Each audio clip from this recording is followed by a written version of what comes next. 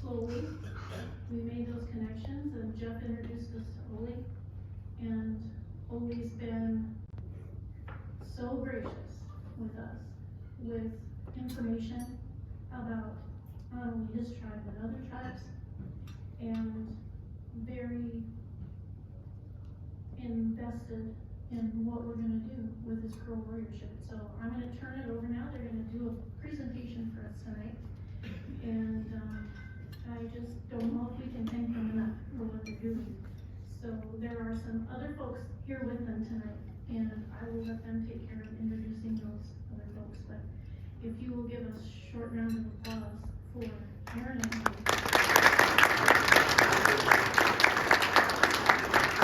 My name is Aaron Kind. I'm the park manager at Chief Plenty Coups State Park. I've been there about 10 years now.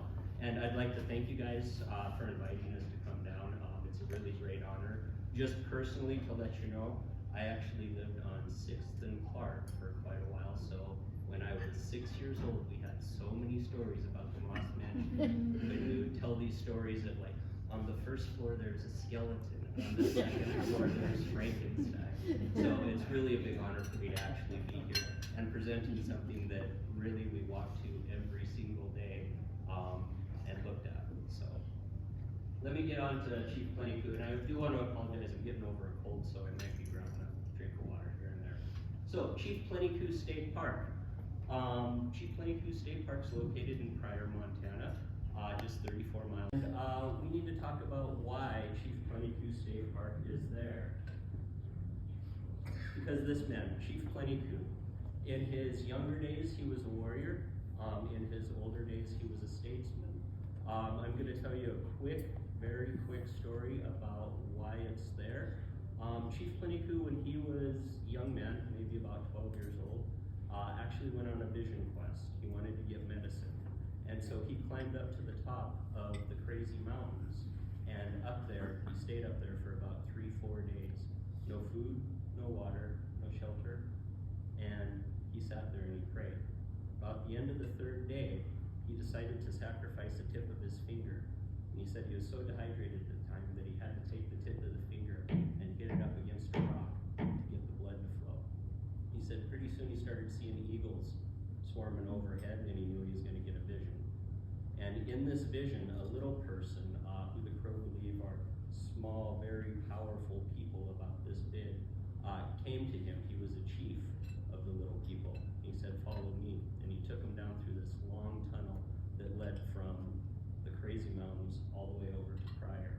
And he popped up on top of the hill out of this little hole. And as they walked down, they came upon a sacred spring, and there was an old man sitting there. And so the young chief looked at the chief of the little people, and the little people chief said, "Do you know who that is?" He said, "No, I don't, but I pity him. He looks sad. He looks old." He said, "Well, that's you. You're going to live to be an old man, and you're not going to have children of yourself, but you're going to be a father of the Crow tribe." The chief, while sitting at this spring, looked around, and he saw a house built there. And he also saw, in his vision, a beautiful forest of trees with all animals and people in it. No wind came and knocked it down, except for the tree of the chickadee. And that the Crow believe is an animal that listens to all sides of things and then gets its information before it makes decisions. So that was one of the chief's special animal helpers, was the chickadee. Another thing that he saw was all the buffalo of the plains died, and in their place cows raised up. And so when he got his vision translated, and what the little person chief said to him too was that you're going to be a transitional person. There's going to be great changes out here, and it's your job to lead the people. So that's why we're there. That sacred spring is still on site, and a very important site to the Crow people. We also have a lot of different things that the chief had at that time. We have the house, we have a visitor center, all these different things. Now, when we're sitting there and we're looking and we're talking about the younger days, I also want to talk to you about some of the older days. The chief in this transition time became a statesman for the Crow tribe and other Indian tribes. He knew a lot of different people. This is one person he knew. You guys may be able to recognize him. Teddy Roosevelt. There's a lot of documentation about official government stuff that we have from Teddy Roosevelt or coming from Teddy Roosevelt out to the chief. Anybody recognize anybody in these photos? There's Buffalo. Yeah, Buffalo Bill. And the gentleman that the chief is shaking hands with is the Prince of Monaco. And yep, and that rifle that Buffalo Bill is actually holding was a gift from the Prince of Monaco. It's sitting out at the visitor center as well. Recently we had the Billings Shooting Club come out and we actually opened it up. We wanted to do a cleaning and stuff, and the guy said it's pristine. You could probably load it up and shoot it. And he goes, but I wouldn't do that. One thing about this picture, and whenever I see it, I'm a big Far Side fan. There's a Far Side where cowboy's going into town and he's just riding this horse that's got a spring for a leg and it's goofy. But this is like one of the most famous pictures of all the time to capture it. If you look at the gentleman on the white horse, his horse decided to pee right at that time. So.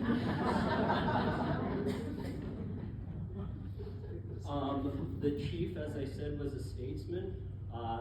This is actually a picture of the Tomb of the Unknown Soldier, the dedication, 102 years ago now. The person speaking is President Warren G. Harding. There were two people who spoke that day, Warren G. Harding and Chief Plenty Coups. And you guys see the chief up there? This is the Where's Waldo edition. So all those big fancy top hats, and there's the chief back there. There's probably his interpreter sitting right next to him. So, the chief was a visionary man.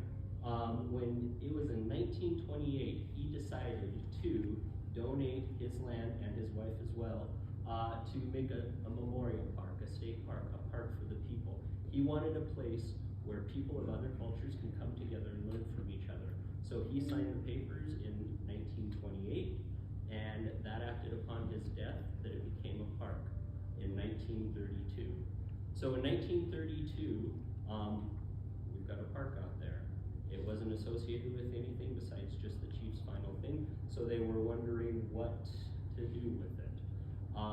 Just to give you guys a little bit of controversy, my own personal controversy, 1937 is when they dedicated the first state park in Montana, which was Lewis and Clark Caverns. Chief's been doing it since 1928, so he was ahead of the curve.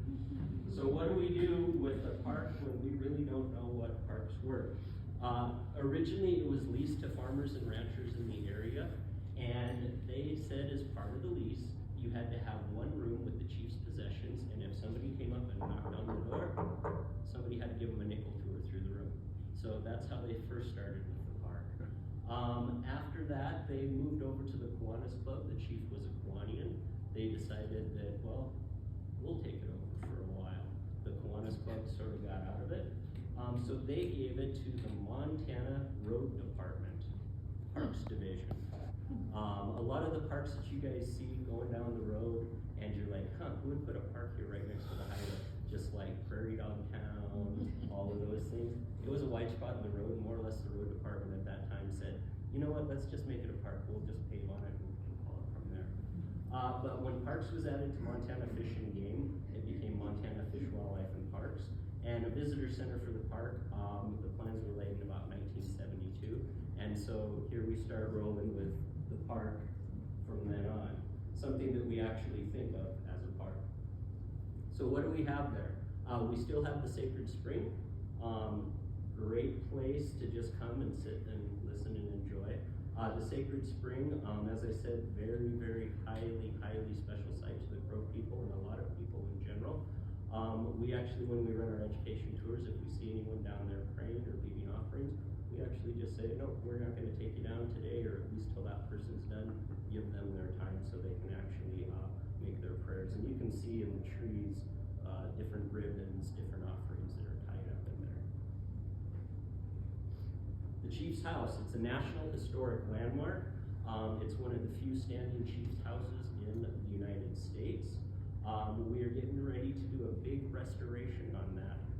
We should be doing the archaeology for it this year sometime in May.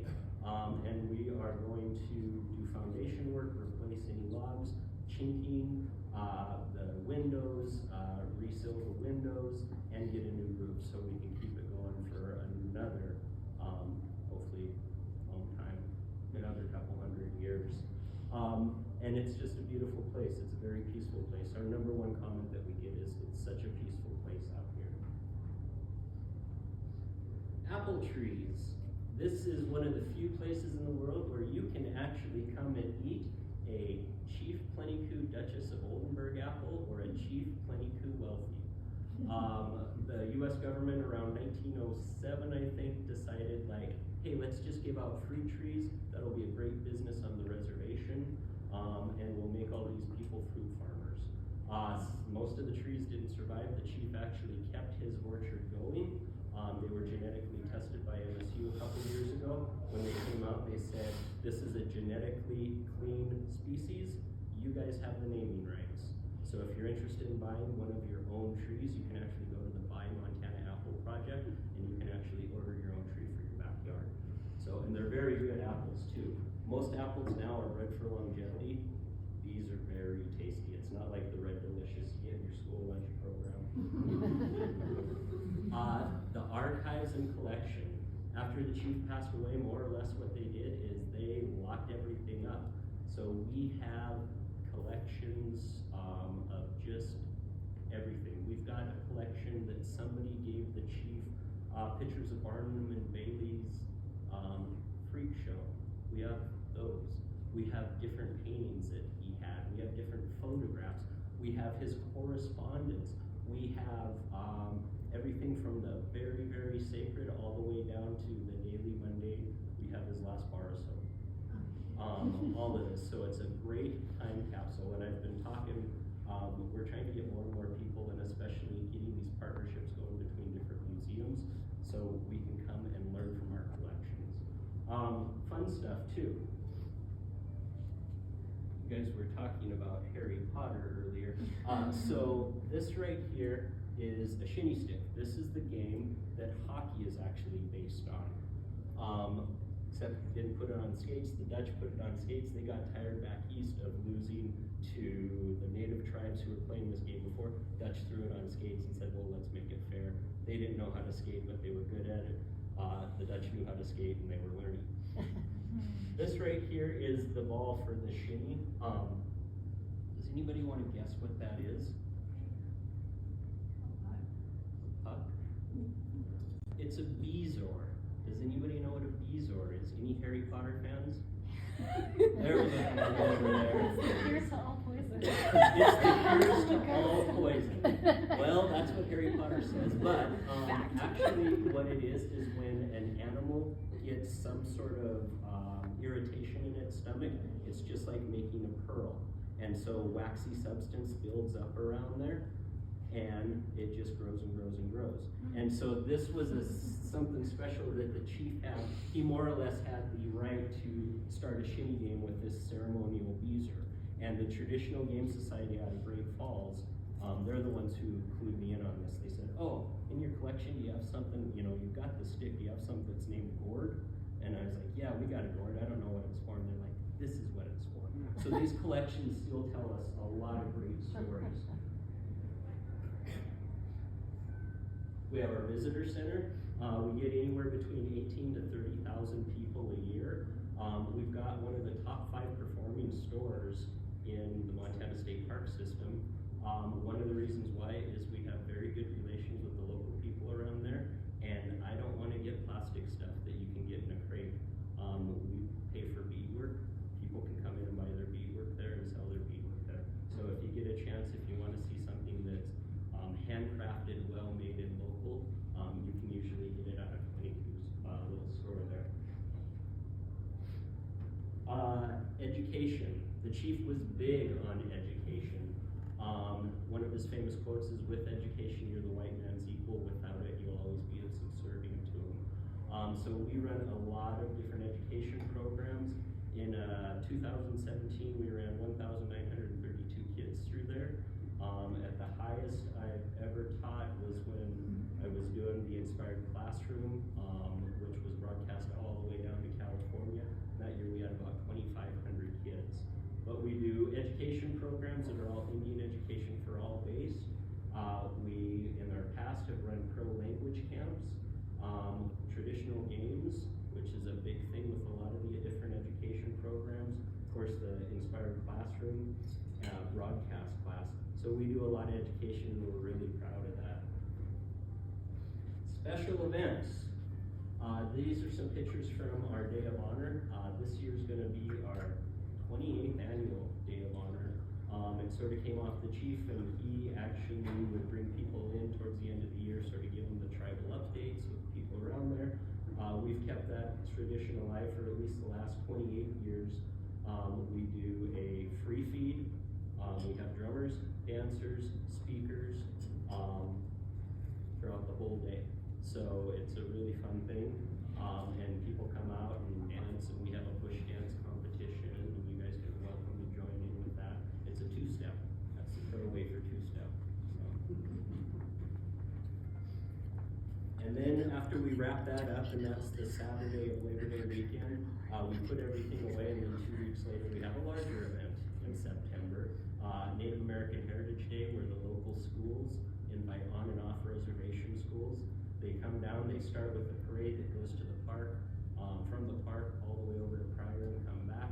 Then they have speakers, drummers, dancers, the whole 9 yards. And then after that, we do a cross-country race throughout the park.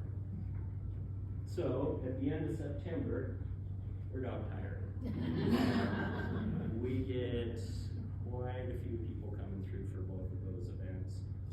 So we just sort of try and put everything away and just relax in winter. That's our park dog. She showed up. She's our 4th most popular exhibit. Everybody comes to see Monkey. Other things that we do, 2021 was a huge year for us because it was the 100th anniversary of the Tomb of the Unknown Soldier. And so we help coordinate and work with the local honor guard, which Oli is one of the members of, and help getting fundraising efforts. These gentlemen who are all veterans, they actually opened up the Tomb of the Unknown's 100th anniversary. I don't know if you guys saw any of the stuff from that on the local news or the national news, but a pretty cool event. And right now we're currently working on fundraising to send some members at least of the honor guard back for the Vietnam 50th anniversary. So if anybody's got any contacts, come talk to me and make me a happy man. So we're trying to keep the Chief's vision going. As I said, it's a beautiful place, you know, listening to what he said, you know, education, place for people of different cultures to all come together and learn from each other, all of these things.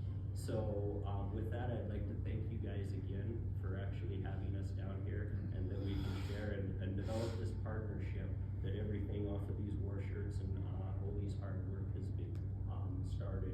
And I'll be happy to answer questions, but we're going to do that towards the end of the program. So, thank you.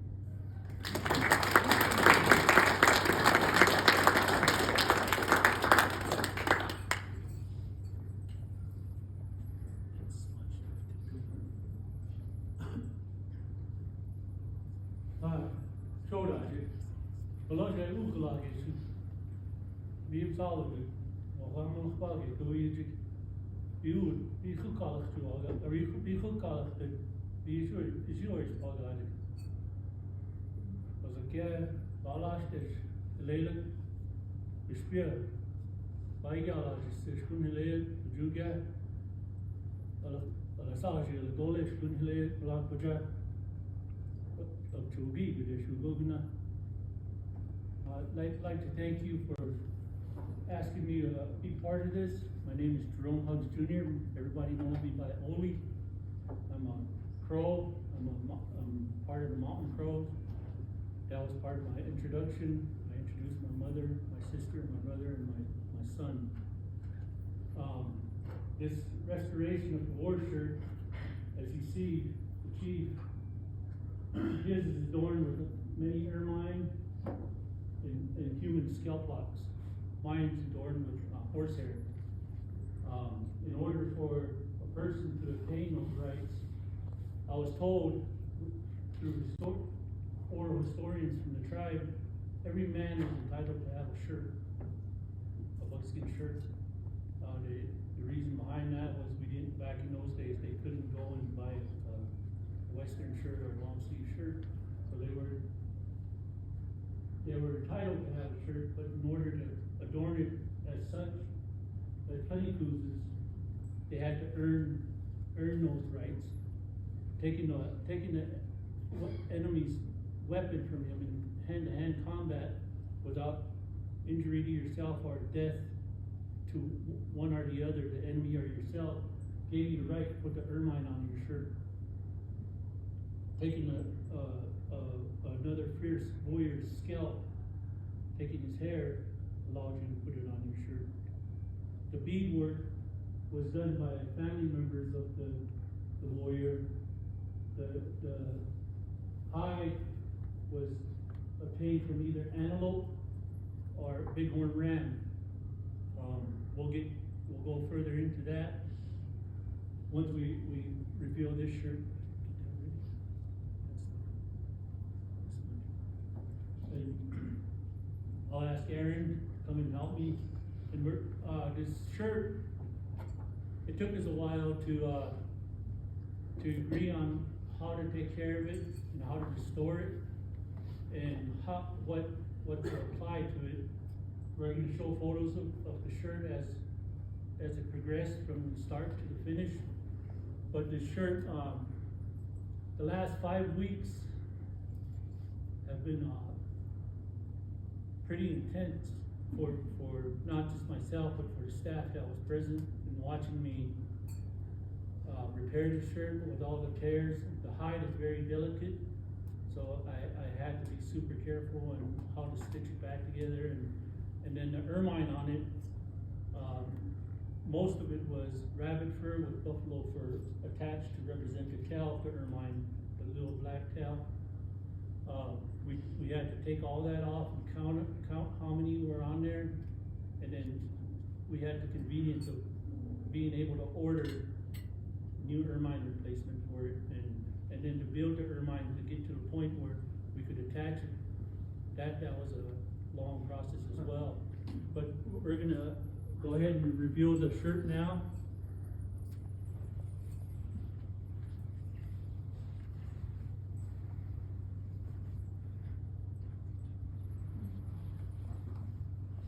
The shirt was, through appraisal, dated back as early as 1860. But through the restoration project, we determined it could be anywhere from 1880 to 1900.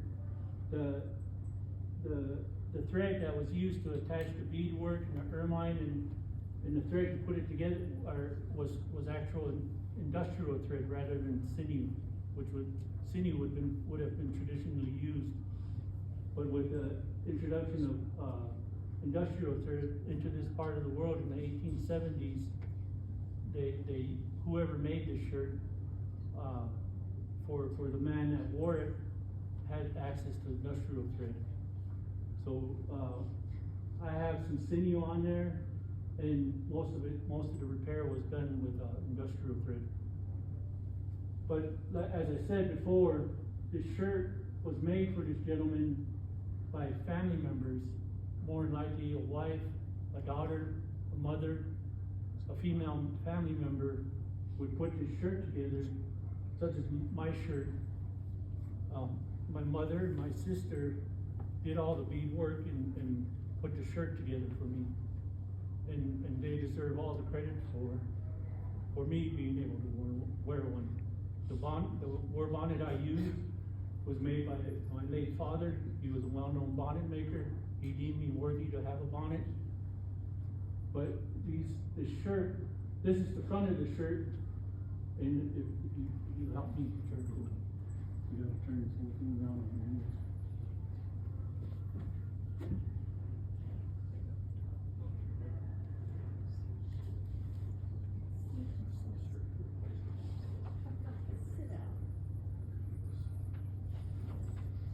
then you see the back, it's embellished more with the ermine. The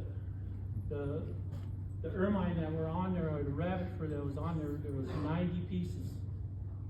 We tried to replace, we lined up 90 ermine on it, but it was too much for the hide to support, and too much, it just overwhelmed the shirt. So we decided, we sat there, or they had to watch me take some off, and just a bunch of different combinations, and we finally decided on the 52 that are on there, the front and the back. The back was in disrepair. You can't see it from there. There's a lot of places where it was ripped and torn.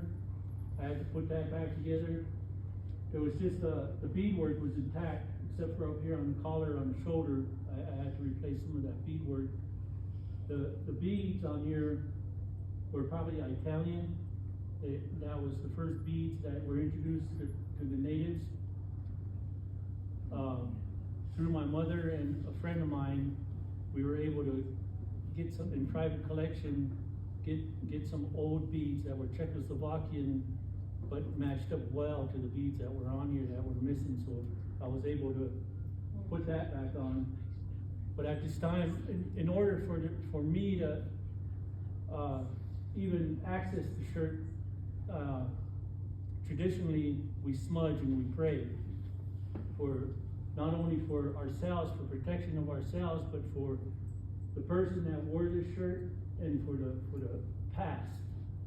We pray for healing, for understanding, not only for myself but for other people. And tonight, since we're revealing this shirt to the public again, and Karina and her staff will put this on permanent display, I'm going to ask my brother Josiah to come, and we're going to smudge this shirt for blessings for the future, for everyone involved in it, and for everyone that's in attendance tonight. You'll see the process of it, and we're smudging with bear root.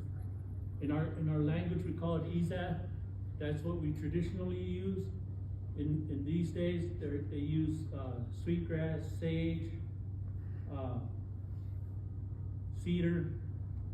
But since we're all Crow involved in this, we're going to use what we use traditionally and hold sacred, which is the bear root.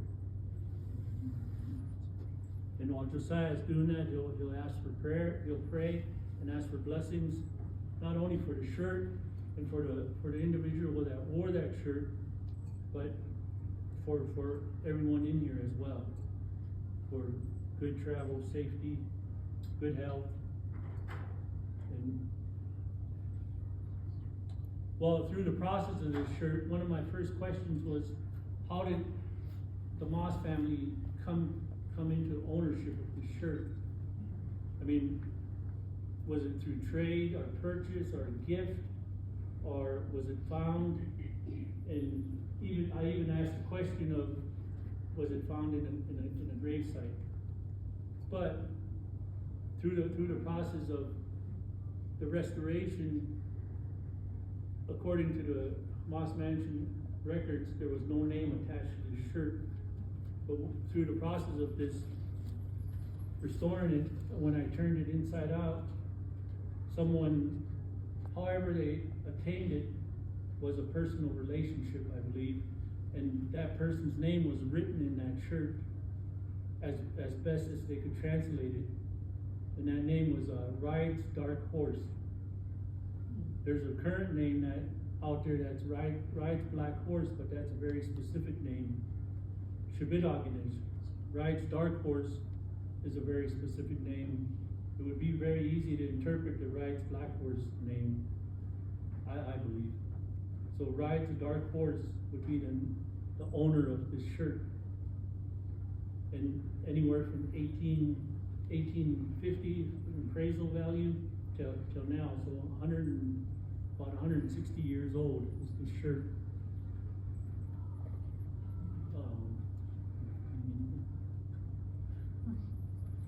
Oh, and the reason why I'm dressed like this is I wanted to show you what a person from back then might have looked like with in full regalia. We call it regalia in this day and time, but it was normal dress for them. They didn't walk around wearing their war bonnets all the time.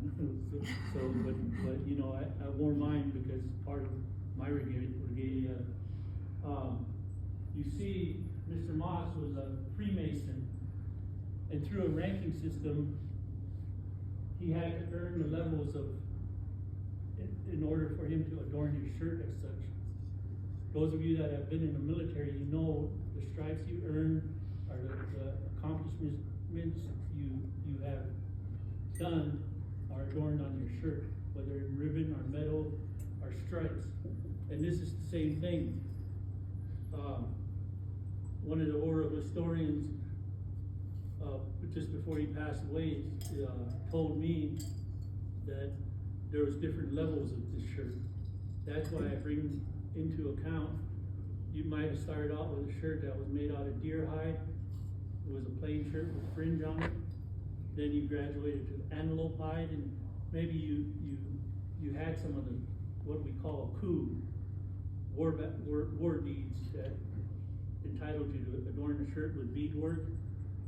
Then you know, there was leading a successful war party or being a pipe carrier, kind of like a platoon leader, a colonel or a CO type of person.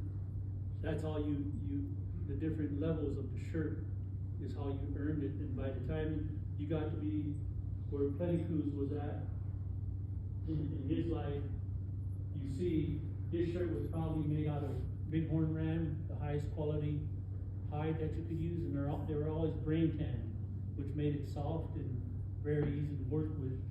And you see, not only does he have the regular war bonnet, but all this trailer here, each one of those was a coup that he performed.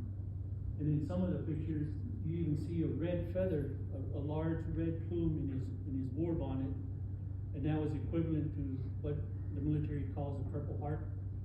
In this day and time, he was wounded in battle and survived. And if you look closely at his leggings, he has ermine and human hair on the side of his leggings as well, and that was more important to his military stature than wearing a shirt adorned with ermine and the scalp locks on there. It meant more to the Crow and to natives that his leggings were adorned with the ermine and hair. It was more significant for that purpose.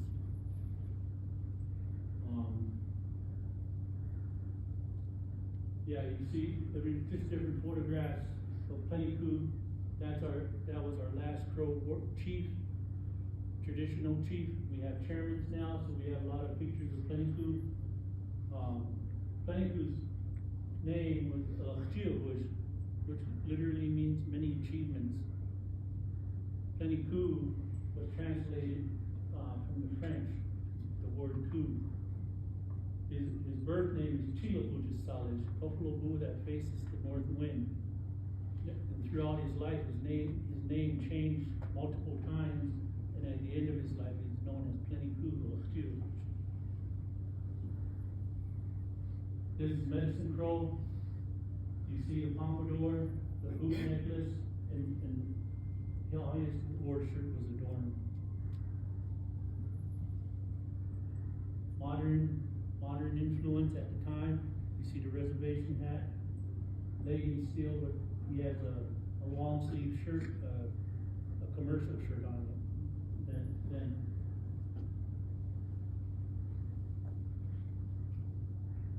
family. The man on the far left over there is Flat Mount, and I'm assuming his twin boot tail would be in this picture.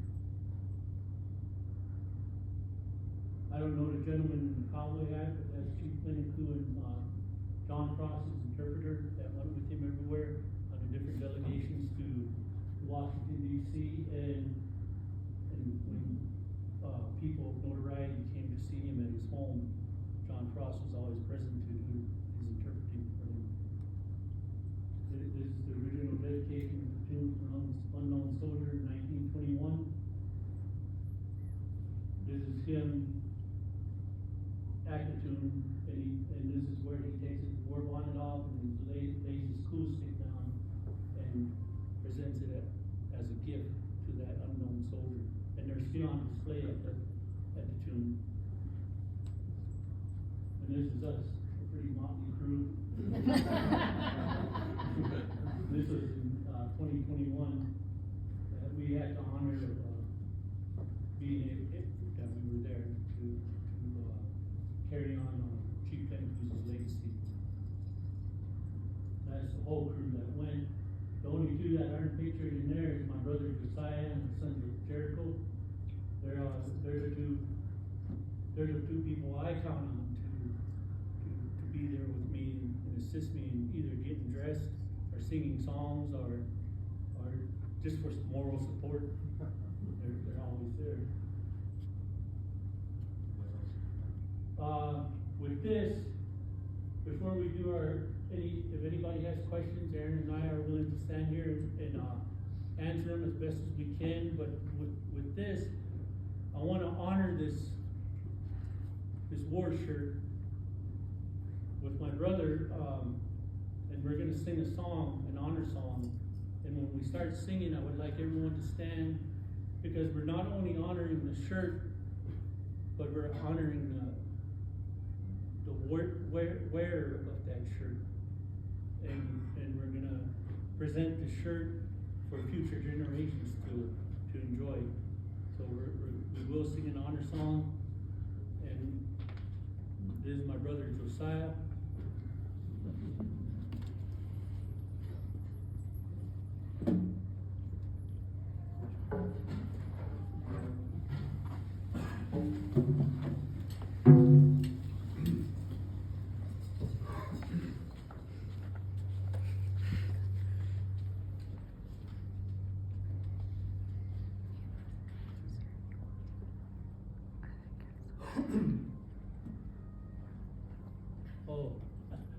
This song that we're going to sing is an honor song that was created for Chief Plenty Coups.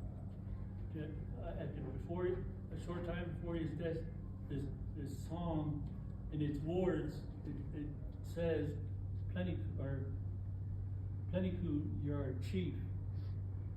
Plenty Coup, you are our ultimate chief. And it goes on to say a few other things, but it emphasizes that he was a great leader and a well-respected man, not only for his own people, but nationwide and worldwide.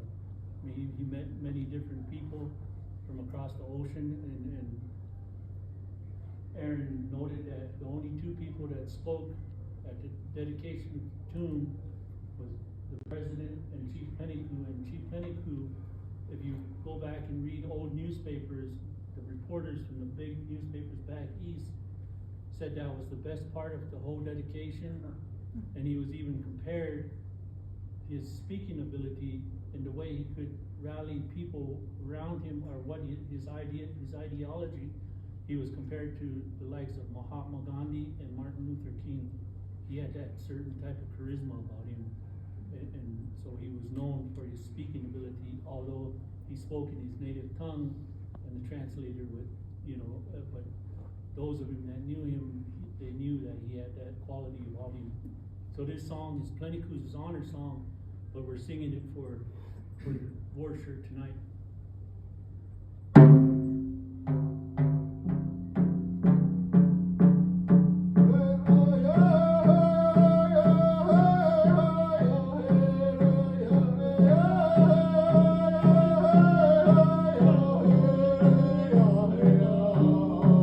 Hey,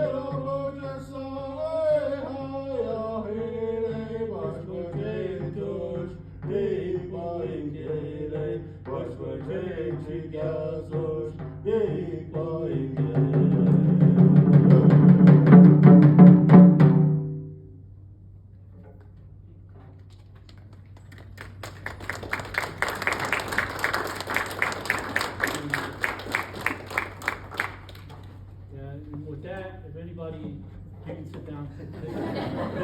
This is not church. Share those words with the public that you used to name that shirt.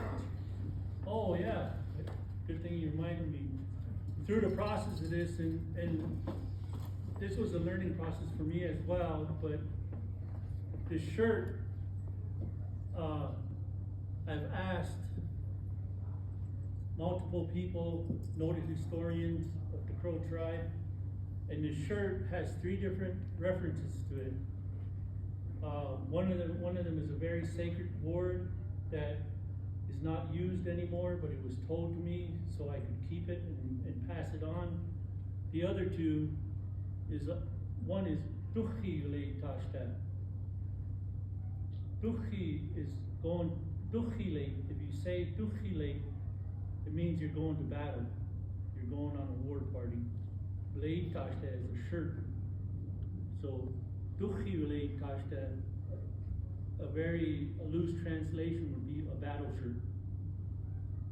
That's the most general term. Bajait tashta, Bajait cha is a good man. And as I said before, Itashta is a shirt. But we refer to our leaders as Bajait cha. We combine Bajait cha is a good man, but he's a top level man, so that's our chief. Bajait cha. Bajait cha is Chief Plenty Coups. That, as we said in that song. Bajait Tashta is the more when it gets to the levels of chiefs. There's an overall chief, a head chief, then camp chiefs and clan chiefs. There's a many different there was a ranking system.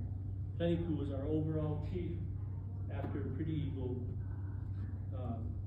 Eagle's time was done. Whether it was he succumbed to illness or was just became too aged, and then Chief Plenty Coups took over.